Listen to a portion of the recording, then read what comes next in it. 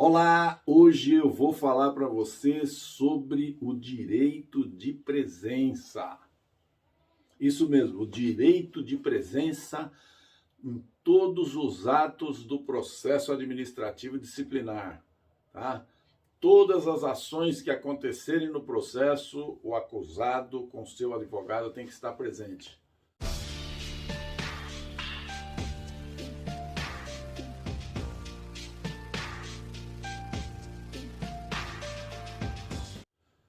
Se você ainda não faz parte aqui do nosso grupo seleto de pessoas, de funcionários públicos, meu nome é Lucas Gomes Gonçalves, eu sou advogado especialista na defesa do funcionário público em processos, sindicâncias administrativas disciplinares, em procedimentos na justiça, como reintegração do funcionário e outras coisas ligadas ao funcionalismo público, ok? Bom, vamos lá então. A presença do advogado e do acusado no processo disciplinar é fundamental. Portanto, decretar a revelia, por exemplo, de um acusado que não comparece no dia do seu interrogatório porque está afastado para tratamento de saúde, isso é nítido, é claro que evolui para um quadro de nulidade por absoluta falta de defesa. Fere o princípio da ampla defesa. Ok? Então você tem que ter ciência disso. Eu tenho visto na prática as pessoas falarem, doutor, eu não fui interrogado, decretaram minha revelia, mas eu estava afastado, eu estava doente. Né? Então, isso é considerado cerceamento de defesa. Por quê? Porque você tem o direito de estar presente em todos os atos do processo. E o interrogatório é um ato importantíssimo, é a sua autodefesa. É ali que você vai transmitir, né, para o presidente da unidade, para os membros, né, a sua defesa, a autodefesa. Porque a defesa técnica é feita pelo seu advogado. É ali que você vai procurar convencer, né, as autoridades ali que você não cometeu o ato administrativo disciplinar, e se cometeu algum ato que faça crer que aquilo é um ato indisciplinar, que não cometeu por dolo, ou seja, todas as circunstâncias da sua defesa estão ali, ok? Então isso tem que ser levado em conta e não ter lá como letra morta da lei, como muita gente faz. Muitos presidentes aí de unidade processante, de comissão processante permanente, parece dar um entender que o interrogatório do réu, já que ele é o interessado, não tem valor. Tem muito valor e é capaz de anular todo o processo, ok? Então, o direito de presença aos atos processuais é fundamental para o exercício de defesa daquele que está sendo processado, para que possa se manifestar sobre os elementos dos autos e agir processualmente em face à acusação, reunindo provas que possam afastar de vez a acusação, tanto quanto a autoria, como também quanto a materialidade do fato. Então, é o direito dele. O acusado tem o direito de examinar pessoalmente todas as características e a lisura das provas coletadas contra ele. Ele pode verificar as observações da comissão ou da unidade processante. Ele pode expor as suas considerações, reclamações, registrando questões que julgue adequadas, né? Levando a termo pedidos de diligências que julgue necessárias, né? Para que tudo num conjunto, né, em geral, seja perpetrada, seja realizada a sua autodefesa nos termos da Constituição Federal, que dá o quê? Dá ao acusado o direito à ampla defesa, levando em consideração todos os meios a ela inerentes. Tem que ser entregue os meios, né? O que significa, em outras palavras, que os acusados em geral em processos, qualquer tipo de processo, incluindo os administrativos, podem produzir todos os meios de provas admitidas em direito. Nessa linha, temos que as provas no processo administrativo disciplinar devem e têm que ser produzidas na presença do acusado, para que se possa tomar parte no que entender necessário para a sua ampla defesa. Não permitir que o acusado participe da produção de provas constitui cerceamento de defesa. A gente vê muito isso, muito, né? A pessoa junta lá um atestado médico que ele não pode comparecer na audiência e a audiência se realiza sem a presença do acusado, tá? Porque entende-se relevante, não podemos achar que a lei tem letras mortas, né? Tem que fazer valer o direito, né? E principalmente se dessa diligência realizada, às vezes a comissão ela realiza diligências. Se dessa diligência realizada, sem a presença do acusado, for extraído o fundamento acusatório, aquele fundamento para motivar a sua punição, então a nulidade é absoluta, ok? Vou dar um exemplo aqui desse caso, de um caso concreto aqui que já ocorreu comigo, né? Para você ter uma ideia, né? Vejamos assim, o caso de um servidor público federal. Ele era responsável por atividade fiscalizatória. E ele foi demitido, né? Essa causa veio depois, né? Para readmissão dele, para reintegração. Ele foi demitido por ter supostamente cometido crime de corrupção passiva. Qual teria sido o ato dele? Ele teria deixado de apreender caixas com mercadorias contrabandeadas, declarando indevidamente, através de simples carimbo com o dizer liberado, quando na verdade a carga seria ilegal. Essa foi a acusação. Nesse caso, se há, né, como de fato houve diligência da comissão processante, se deslocando até o local onde estavam as caixas, até o depósito de mercadoria, para quê? Para fazer uma inspeção nessas caixas, né? E nesse caso, então, teria que ser indispensável a presença desse funcionário, acompanhado de seu advogado. Para quê?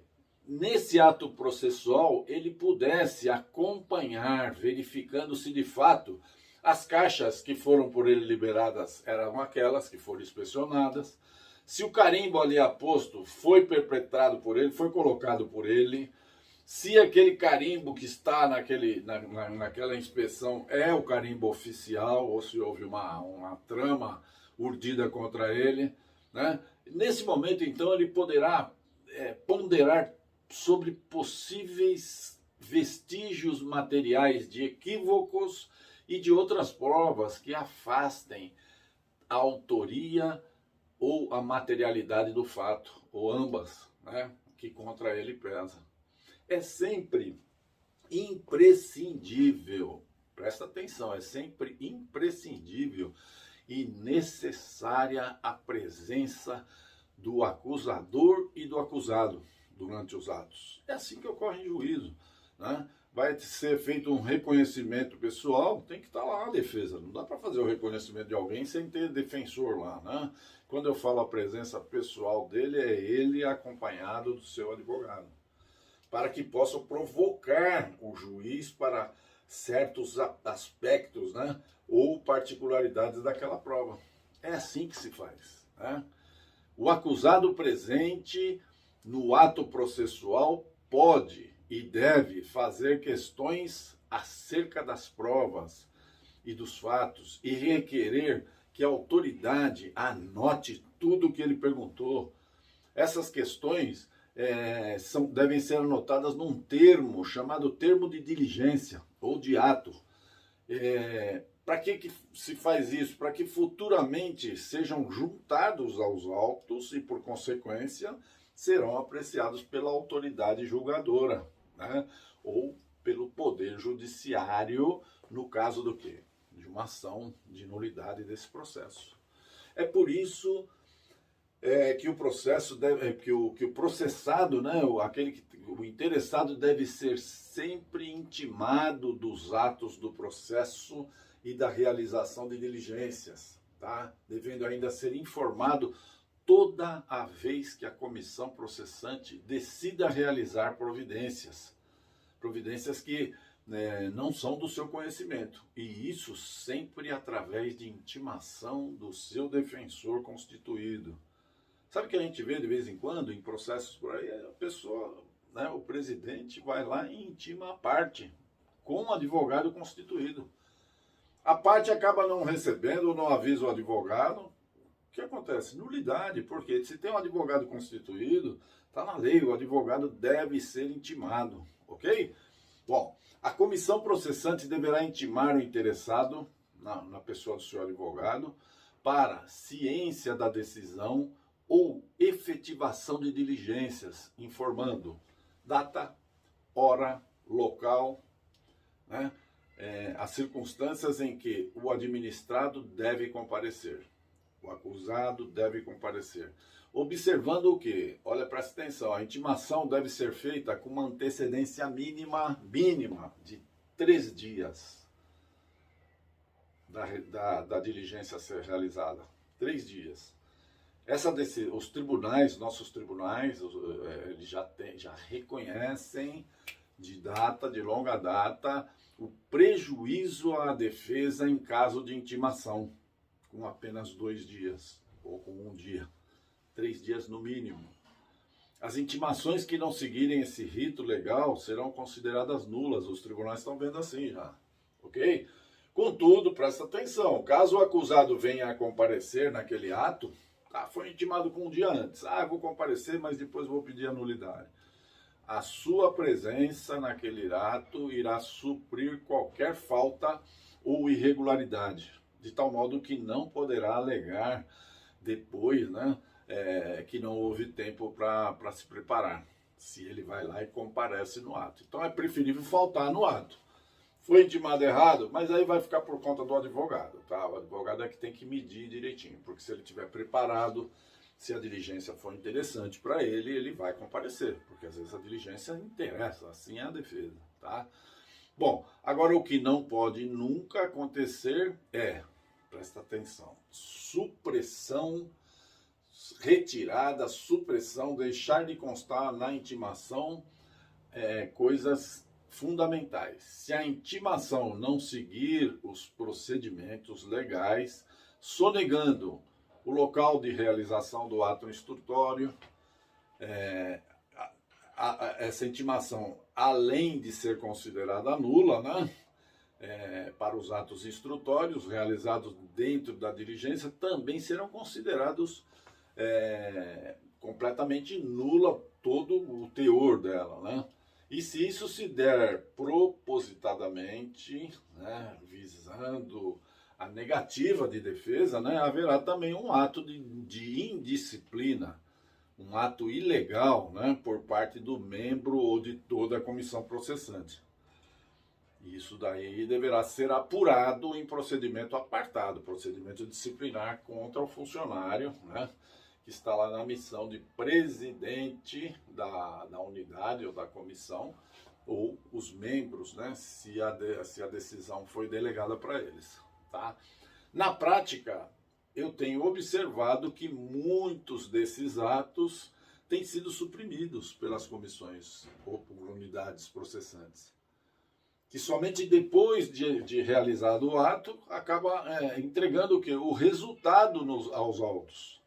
Faz a diligência, entrega o resultado e intima a defesa para se manifestar, tá?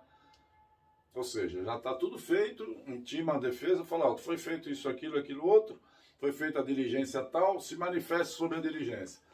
O advogado que ele não é muito experiente, ele vai lá e se manifesta, tá? De uma forma, se manifesta no mérito, tá? Quando, na verdade, esse é o momento oportuno para que a defesa requeira nulidade daquele ato. Logicamente, né, se esse ato prejudicar os interesses do seu patrocinado. né? Caso contrário, ele vai ficar silente porque aquela prova foi boa, mas se foi ruim, ele não participou. Se a prova contrariou o interesse da defesa, tem que ser pedida a nulidade daquilo. Se essa nulidade pedida, requerida, for negada, cabe mandado de segurança, direito líquido e certo ferido. Então, existe ainda nos dias de hoje uma luta constante dos bons defensores contra um sistema apuratório em geral, né? O direito administrativo disciplinar é uma história que tem em outros vídeos aí, mas só para você ter uma ideia, né? Ele é considerado, né, o direito que surgiu nos tempos dos reis, né? Ou seja, a primeira figura de funcionário público que se tem, entre aspas, é do que? São de funcionários do rei, entre aspas, né? Que não eram funcionários, né, propriamente dito. Mas de lá para cá, né, a coisa veio evoluindo assim. Então, tem até um brocardo que diz assim, aos amigos do rei, tudo. Aos inimigos, a lei. Então, tudo é o quê? Tudo que ultrapassa a lei e tudo mais. Então, infelizmente, a gente ainda briga com resquícios dessa história, tá? As autoridades, não raras vezes, não é muito raro, desconhecem ou se fazem de desconhecedores de alguns princípios, por também contar com o desconhecimento por parte de defensores que não estão acostumados com esse tipo de procedimento, né? Do procedimento disciplinar, que ele difere um pouquinho o modo de fazer. O direito é um só, mas o modo de fazer difere um pouquinho do direito penal, né? Então, fique sempre atento, porque às vezes eu vejo algumas aberrações que são absurdas, como um caso de cliente que me fala assim, doutor, eu fui lá ver o processo e não me deixaram ver o processo. Só o advogado é que tem acesso, tá? É um absurdo, é uma insanidade, né? A pessoa que está sendo processada, ela que tem o interesse, ela não pode ter acesso aos autos, né? Quem tomou essa medida desconhece o direito processual advindo do estatuto respectivo, né? Estadual, municipal, federal, né? Todos eles dão direito de defesa, né? A Constituição Federal dá esse direito, né? Então, temos que ficar atentos, tá? Bom, vamos lá. São vídeos desse tipo, assim, vídeos que defendem o direito do servidor público que você encontra aqui nesse canal, tá? Veja a nossa playlist, dá uma olhadinha na playlist lá no topo do canal. Tem uma parte exclusiva dedicada a esses assuntos dos funcionários públicos. Tem uma outra parte que é para o INSS e assim por diante. Uma parte grande, né? Nós temos um site também que eu vou falar para você daqui a pouquinho, que vai ter lá uma coletânea de coisas dos funcionários públicos. Nós estamos também acompanhando de perto a reforma administrativa. Então não perca nada se inscrevendo então nesse canal. Se inscreva no canal, acione as notificações lá, clicando lá no sininho, tá? Você vai receber gratuitamente todo esse material muito valioso, tá? Não esquece de deixar seus comentários aqui sobre esse assunto. Diga se alguma coisa assim já aconteceu com você, para mais pessoas tomarem conhecimento, ok? E me fala, qual assunto você gostaria que eu falasse aqui num próximo vídeo, ok? Você pode entrar em contato comigo pelo telefone, o WhatsApp é 11 99000 9097. E ainda pela nossa página na internet, uma coletânea lá de todas as partes, só nesse site só encontra direito do funcionário público. O site é www.projudice.com.br. Lá você encontra tudo sobre esse trabalho, como eu te falei. Ok? Por hoje, nós vamos ficando por aqui. Por hoje é só. Um grande abraço e obrigado pela audiência. Milhões de pessoas no mundo todo. É uma coisa incrível. Onde tem brasileiro, tem audiência nossa lá.